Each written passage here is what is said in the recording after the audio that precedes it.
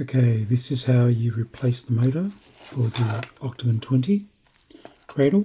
So first of all, you remove these two screws to get the housing back off. Make sure you use a good Phillips screwdriver with a good tip, otherwise you'll strip the screw thread. So one screw, then you remove the other one.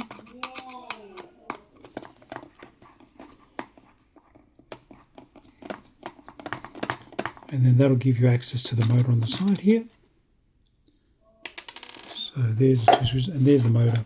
And it's a simple thing of just removing these two clips, and that will expose the wire.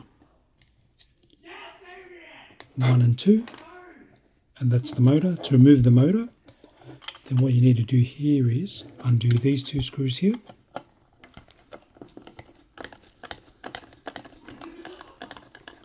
One screw here, and then one screw on this side.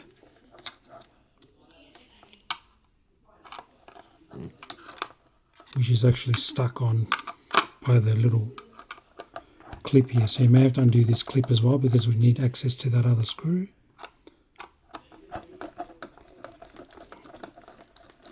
So let me take this off. This is just the hold for the electrical cord. So undo this one as well. That'll come off just like that. They can stay together. Whoops, which it's not. Over here, the other two screws, and then you undo this screw to get the motor out.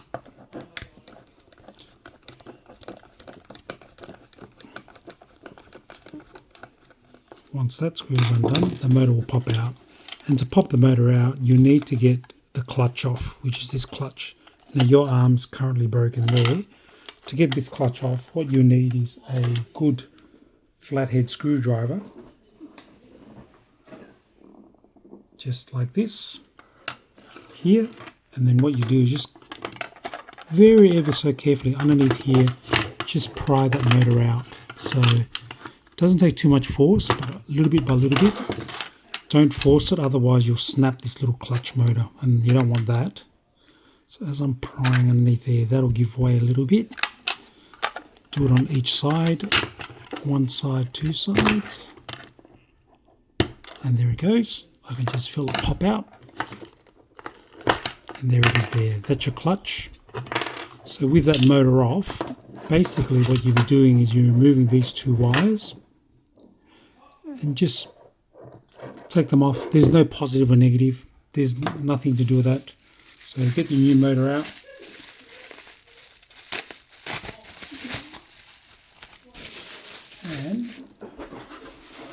And put that new motor in the same way that old motor's come out. So pretty much, and take a new motor, imagine this is the new motor, pretty much do exactly the same as reversed. So make sure you get these wires all nice and flat on your old one. Grab these wires here and just hand twist them. Just twist, twist, twist. And then with that little cap that you had before, this one, just pinch that down. When you pinch that down, what you can see is that it opens up that middle bit there. Right in there, it just helps you clamp it shut. So while you do that, make sure these wires are flat, and then you just open that clamp up, put that in, make sure it's all the way in, which I haven't done, but hang on. Make sure they're twisted. Oh, you know what? It's not the round hole, it's the square hole. That's why it doesn't stay in place. So as soon as you put it in the square and you let go, look at that, that's tight. That's not going anywhere. Sorry, it is the square hole side. And then same on this side. You twist these two wires together. And then make sure the square hole, not the round hole, pinch that down, insert that in, and clamp. And that's done. So there's your new motor in. Pretty much just line that up to where it was before, which is here. It can only go in one way. So where these two holes line up, make sure these two line up. Get your little screws back again, and then just put that back on. Just line it up. I'm just trying to line it up here while doing the video. It's a bit tough. Where's my screw gone? There it is there. I'll just do this here. And pretty much just screw them back in. Line it up.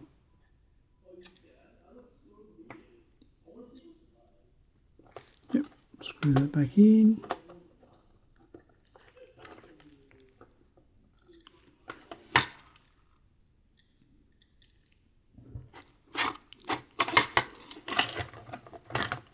Screw that back in there. Just trying to find the hole. There it is there. Find the hole in the plastic. And the best way to not sort of strip the plastic is just go anti-clockwise until you hear a click.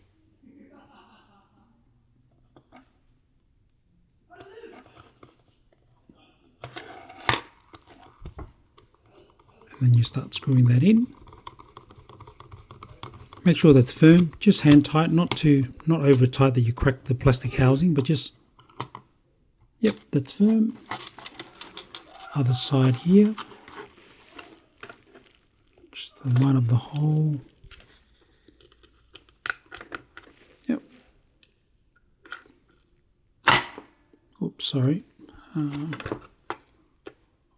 Screw that in there.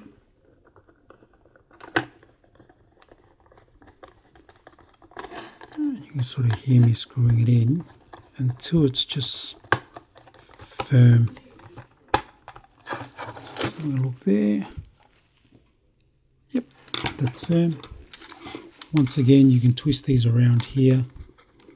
Doesn't really matter where they go. It's more important for this little section here to be held down by those that little plastic housing as we had before. They can just sit like that. Where's that little plastic clip here? Place it on there so that it goes over the cord. You can actually see, you should be able to see the old markings, the old creases, which I can see there. It's about there. I'll place that on. Get the little screw, line that up. Screw that in there. Whoops, hang on.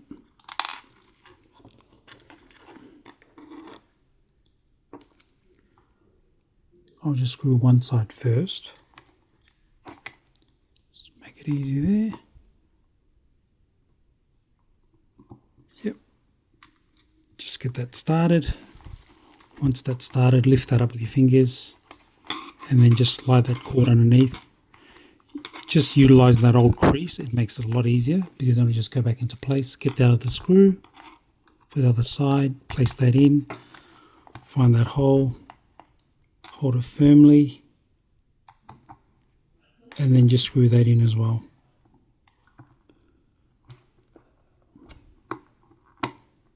There we go. That's going in. Just firm. No, don't over tighten. It's just to really hold that cord in place. Move that in the center. Start again on both sides. Just do evenly on both sides. Hopefully you can see that. See there? That's firm. That's firm. Not moving anywhere. Give it a bit of a shake. Make sure you wrap this yellow cord around the way I have it here, so that it leaves enough space for the housing to go back on. And then pretty much the housing just goes back onto there. You can see the little cutout slit there. That just goes where the power cord goes on. So that goes over the top, nice and snug. We don't see anything. Line up those two holes. Grab your other two remaining screws that we opened that up with. Place that on.